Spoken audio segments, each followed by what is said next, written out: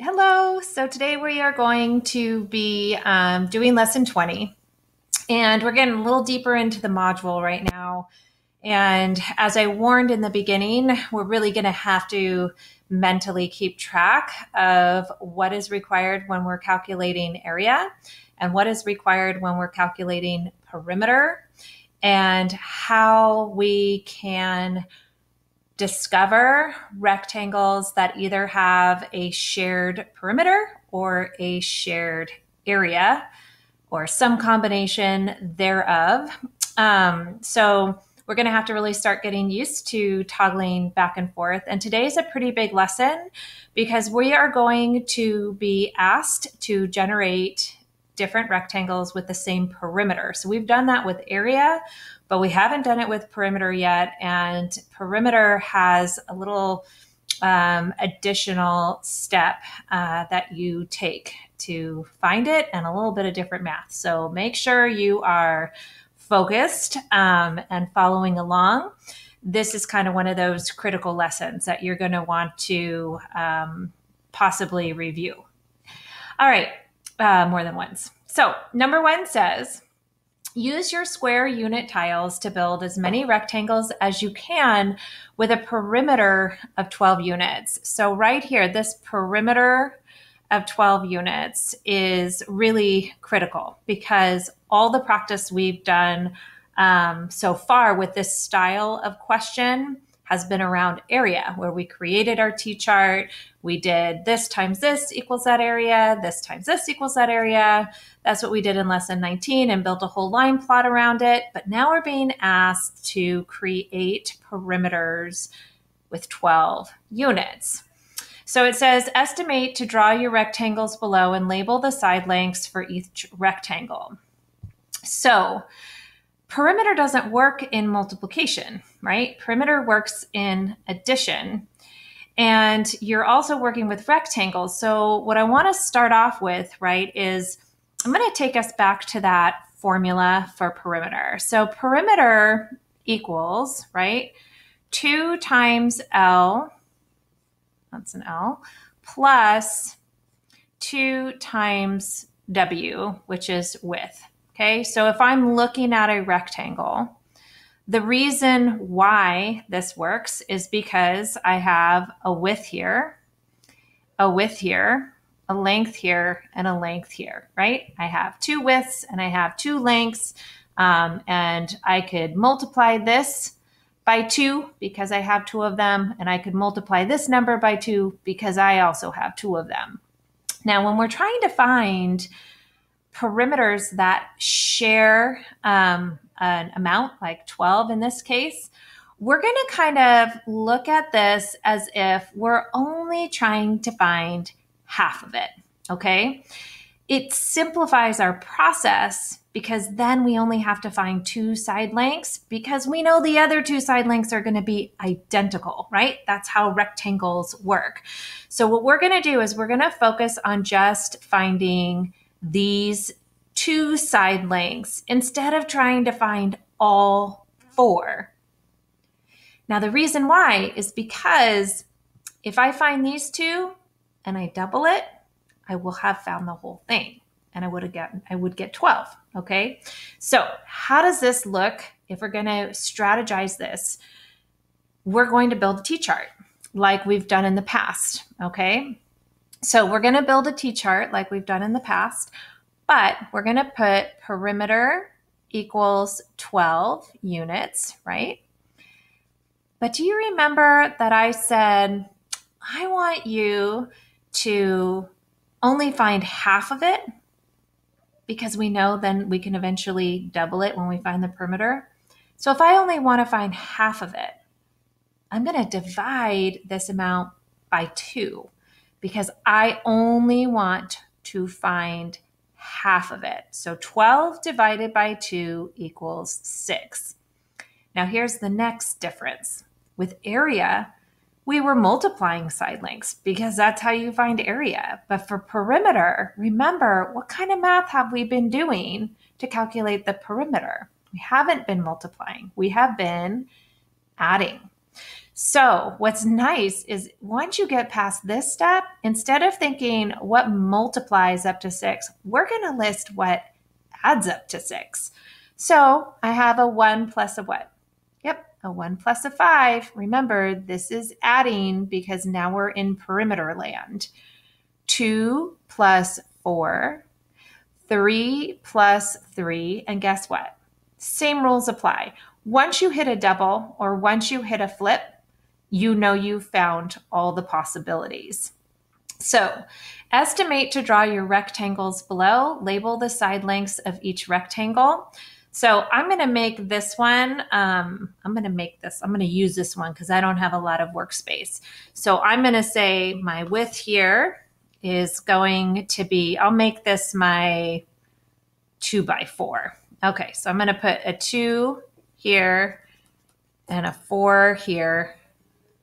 Okay, I'm just doing this to save space. And before I move on to my other rectangles, we're going to prove that this actually works. So if I were to add this up, I have 2 plus 4 plus another 2 plus 4 equals 6. Remember, you're adding, right? We're not multiplying here. 6 plus 6, which equals 12 units. Okay, and again, we'll review why this works down here when we communicate it in writing. But let's go back and continue on. So a 1 by 5, right? Similar to area in that we will always have one that's long and skinny. So here's a 1 by 5. And then we also have a 3 by 3. And when we have two identical or congruent side lengths, that tells us that we are going to have a square. All right. And if we were to add these up, we are going to end up with 12 as the perimeter. 5 plus 5 is 10, plus one more is 11, plus another one is 12. 3 plus 3 is 6, plus 3 is 9, plus 3 more is 12.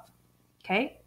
So when you're doing your homework, I want you to show all of these calculations with addition, but I'm going to go ahead and move on because we'll have some more practice opportunities down here. So it says, explain your strategy for finding rectangles with a perimeter of 12. Well, we're going to say, since there are two sets of sides with the same length in rectangles. You might want to write small on this one. I don't know how long it's going to be. With the same length in rectangles, I divided, right? We divided the perimeter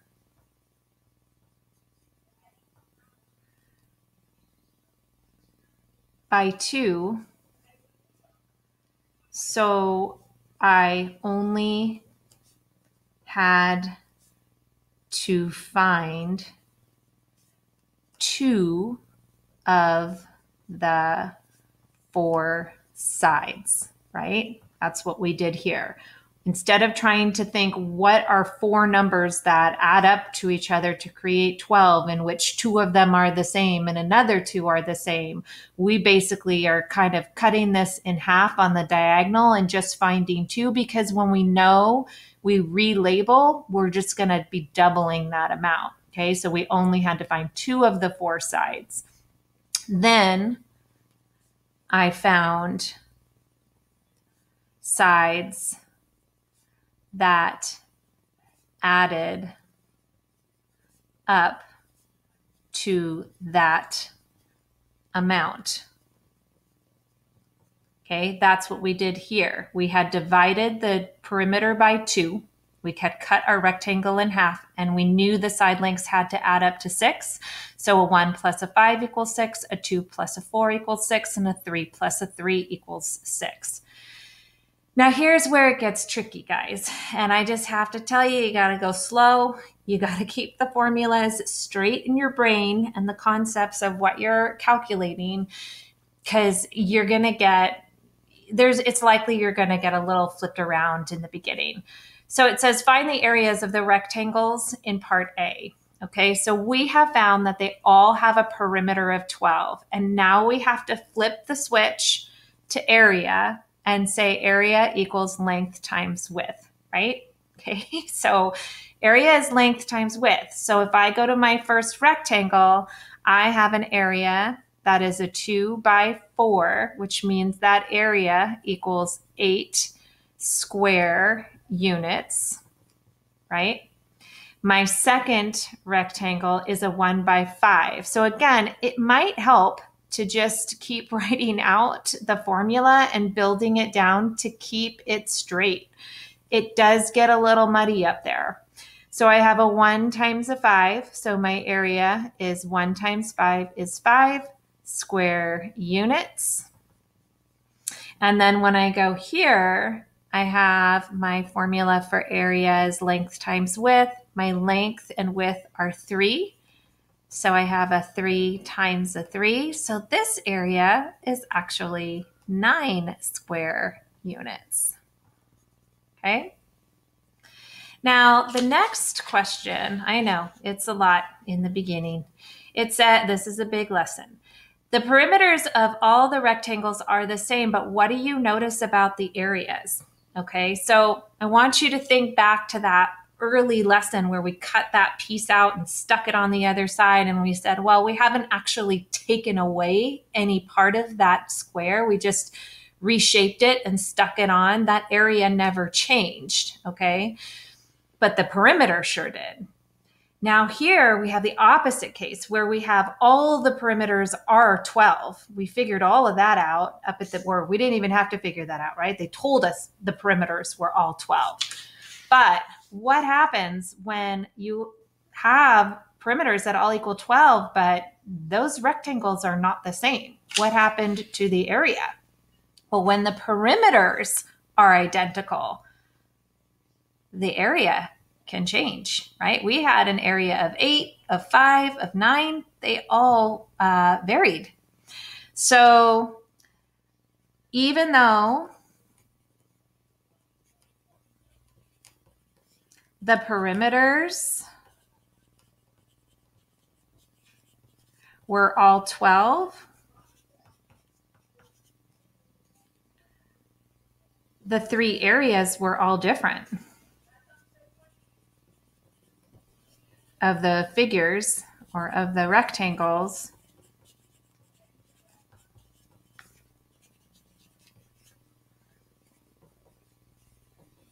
All right. So basically the kind of key concept here is that if you have areas that are all the same, the perimeters can be wildly different. And if you have perimeters that are all the same, the areas can be different. All right, let's continue on. Now, use your square unit tiles to build as many rectangles as you can with a perimeter of 14 units. Okay, so again, let's just review, right? This is going to be our little cheat sheet model. It's not really going to be used. If I have a length and a width, I'm going to kind of, in my mind, strategize and only find these two, because I know whatever these two are, these two will also be, right? So to simplify my process, I'm going to put perimeter equals 14. But since I'm only doing 2, I'm going to divide it in half. So I'm going to divide it by 2.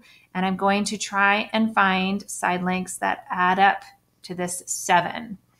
So as I pull this down, again, this is adding because it's perimeter. So you don't want to build a T-chart as if you're finding the area, because we're not. We're finding that perimeter. So what adds up to 7? Well, a 1 plus a 6, right? A 2 plus a 5, a 3 plus a 4, a 4 plus a 3. That's the flip. We're done. Okay? Estimate to draw your rectangles below. Label the side lengths of each rectangle. Now, just like we did when we were working with area, your rectangles need to represent the side lengths you're putting on them. So don't draw a square and say it's 1 by 6, because that's not accurate, right? So a 1 by 6 is going to be long and skinny, right? We all like the long, skinny ones, okay? And then we have a 2 by 5. And if you can, I would kind of like you to stack them so you can kind of see how these figures are adjusting based on your side lengths. And then we have a 3 by 4, which is going to start to look even more square. Now, probably could pull that up a little bit more. Okay. It doesn't have to be perfect, but here I am modeling. So, well, that is really, not showing a very good approximation. I tried. You know what I mean. Okay. So we know these all have a perimeter of 12, and down below, right? So if we wanted to write that out as the formula, we could do perimeter here equals, let's just keep it adding right now. I know some of you could do the 2 times the 6 plus the 2 times the 1, but I'm going to go ahead and just keep it straightforward here. So our perimeter here would be 7 plus a 7, which equals 14, right? If we were to continue on here, it's the same thing. 2 plus 5 plus 2 plus 5 equals a 7 plus a 7, which equals 14. And same with this one, right? And it's worth checking because we do make mistakes, right? We're humans. It happens. Okay, and so this perimeter is 14. Now, based on what we learned on the front, are all these areas going to be identical too? Absolutely not, right? Because we have all perimeters equal, which means our areas they're going to be not the same. So areas, we have, remember, write down your formula, at least write it down once, length times width as a reminder. I have a 1 times a 6, which equals 6 square units. I have a 2 times a 5, which equals, remember, timesing 10 square units. Your brain's going to want to stay in adding, okay, or multiplication wherever it likes to hang out. So you have to force it to do the math it needs to. Square units. Okay. Now, this last question says, given a rectangle's perimeter, what other information do you need to know about the rectangle to find its area? So if we're given a perimeter, which we were given up here, it was 14, what other information do we need to know about the rectangle? Well, we need to know what 2 of the side lengths are, right? We have to know at least 2. So we need to know what the length, and it's not just 2 of the side lengths like a length and a length. We would need to know what the length and the width of the rectangle is. We need to know what the length and width of the rectangle is to calculate that area. So here's my suggestion to you when you're doing your homework. You might want to have the video handy and maybe, queued up to problem 1 or 2, just so you can have the process visually in front of you before you give it a try. But if you're feeling like, yeah, I got it right away, then by all means go for it. But this is a good lesson to kind of keep in your toolbox. All right. So good luck with it. You guys can do it. And I look forward to seeing your work. Bye.